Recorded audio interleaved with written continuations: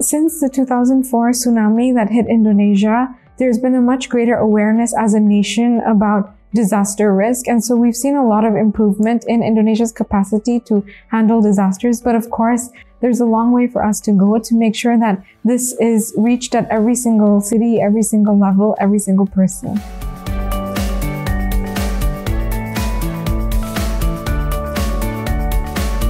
I think fundamentally we've seen awareness increase because that was such a big event to happen to Indonesia. Awareness has increased and the need to prepare. A lot of response is often reactive. It happens after the disaster has happened, but seeing the scale that happened then, there's more of an initiative now and recognition that we need to be proactive in our response. So we need to build systems and infrastructures that are in place that when the disaster happens, people are prepared to respond to it to save lives and improve recovery.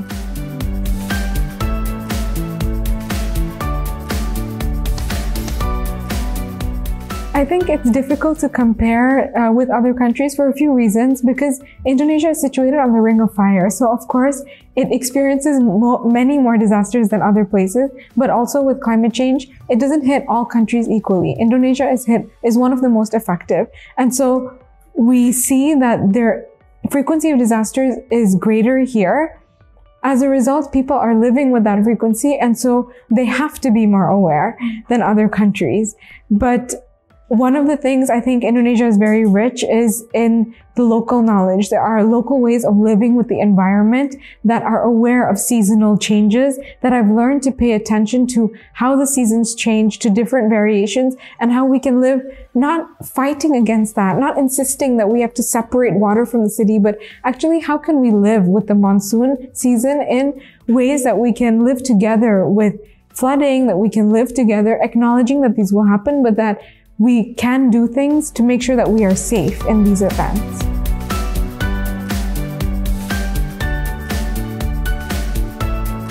I think Indonesian youth have an incredible role to play in contributing to the Sustainable and Livable Planet recommendations that will be passed to the G20 leaders because, first of all, youth are among the largest population, not only in Indonesia, but in the world.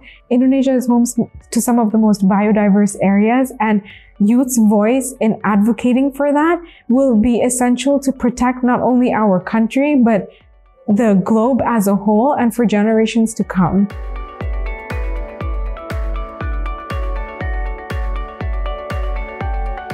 So often we hear that there's a trade-off between economy or a sustainable planet, that we can't have both.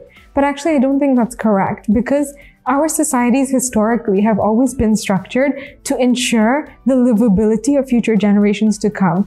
Unfortunately, right now, the way our economy is structured measures in such a way that doesn't take into account everything that we need to. For example, a lot of policies are currently driven by one metric, that's GDP. But GDP doesn't measure the well-being of people. We have seen through studies that an increase in GDP doesn't necessarily mean an increase in a society's well-being. But if we were to shift the metrics by which we evaluate ourselves, we would be able to create thriving societies for longer generations.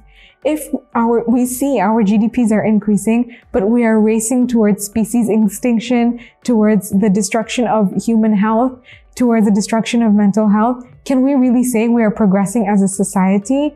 If we want to progress as a society, we need to make sure that the ways that which we evaluate ourselves are actually being measured against the futures we want, against the futures we need.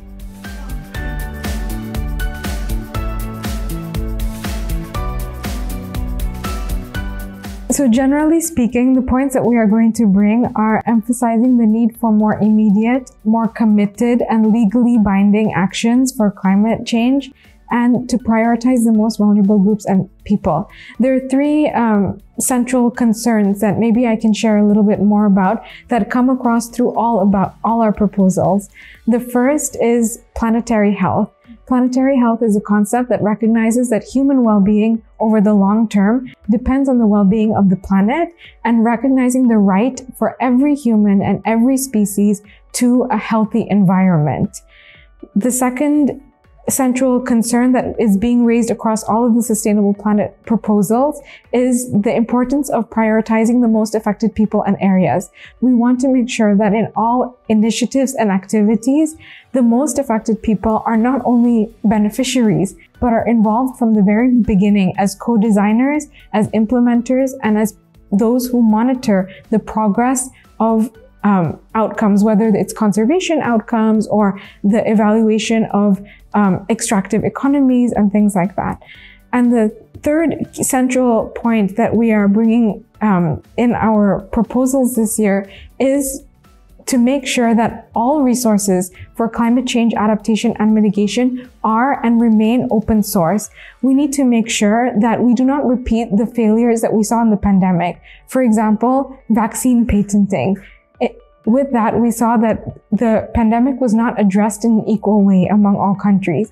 And especially considering this year's G20 theme, Recover Together, Recover Stronger, we as the youth of G20 want to bring the lessons learned from the pandemic and make sure that we are not repeating the same mistakes. And so we cannot repeat the failure of vaccine patents by closing knowledge that is needed to adapt to climate change. We must make sure that knowledge is shared in an equal way through open source tools, through open source technology, through open data, to make sure that everyone has equal access and can participate in this collective effort for climate adaptation.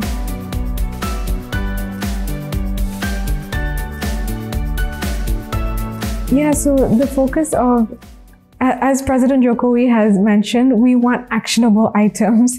And so even in our policies, we are putting dates, for example, by which certain fossil fuel subsidies need to be removed, or the dates at which plastic pollution needs to be completely tackled, and stop the production of plastic materials.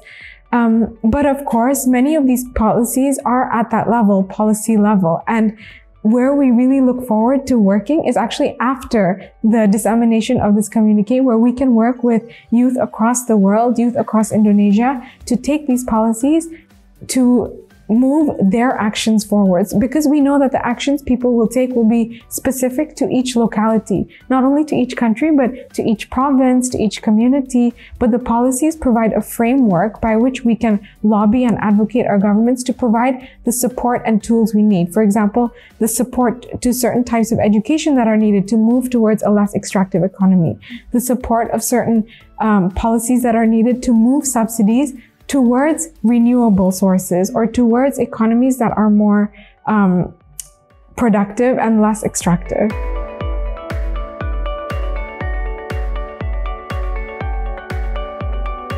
I think in many ways our concerns from countries are similar, because ultimately the goal we all want is a planet we can all live on. Of course, each country has different concerns because they come from different environments. They're each dealing with their own sets of challenges, but this is where the richness comes in, because we get to learn about all of the various concerns and then think together, learn together about, okay, how can we combine all of these various knowledges that we have from other countries and various concerns and synthesize them in a concise and actionable way so that we can use this as a tool that the youth of the G20 have agreed on this. Will the leaders follow us and agree on these commitments as well?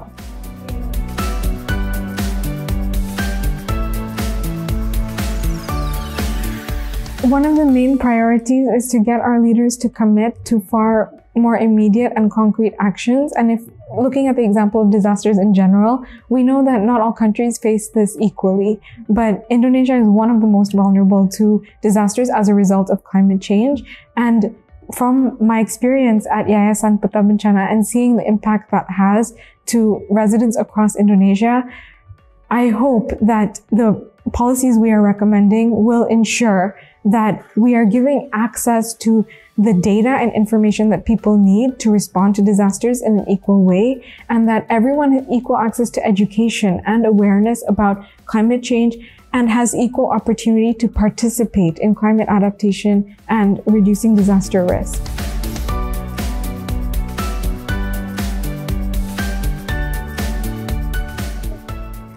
I think technology has a really large role to play. We cannot say technology is a solution on its own, but together, combined with other things, it can allow us to achieve far greater outcomes. For example, in the ASEAN region, it's home to 100 million more smartphones than people. This penetration actually represents an infrastructure that we can tap into because we can leverage collective intelligence at a scale that we've never been able to harness before. And why is this important? It's because the scale of challenges we face today cannot be addressed by one organization or one institution. It requires collaboration. And who better to collaborate than people who are living in a place that know the environments they're living in? And so technology can, if designed properly, can be inclusive and can include the collective intelligence so we can solve these challenges together. In addition to that, certain agreements, for example, the Paris Agreement, recognize the role of technology for mitigation and adaptation. Certainly, we need technology to make sure that the energy we produce is efficient, that we can distribute it in an efficient way. There are technologies that we need to move towards renewable sources. So it has an important role to play, but we must make sure that they are designed in such a way that are inclusive and that they can be accessed by the majority.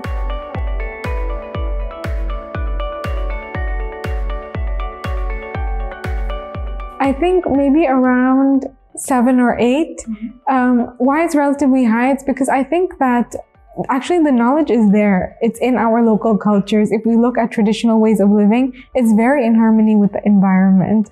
And what we need to do now is to bring that as a mainstream thing. And this is where youth can play such an important role, is that we're so good at raising awareness. We're so good at using social media to raise concerns. And we can really scale the local knowledge that exists in Indonesia to increase the awareness about living with the environment in a sustainable way that's particular to our context and that's built from the knowledges and traditions from our ancestors.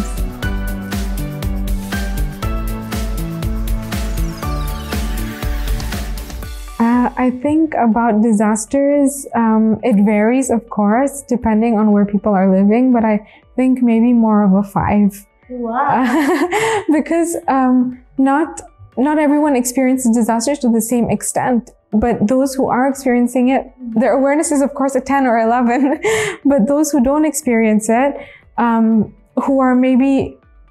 who don't experience it, have less awareness of it. But ultimately, disasters affect us all. There's a very famous saying in BNPB that disaster is everybody's business, because even if you look at a flood, maybe some people have to evacuate, but to a certain degree, everybody's affected because there's a loss in our economy. There's, in a smaller sense, it causes traffic jam. So in some way or another, it affects us all.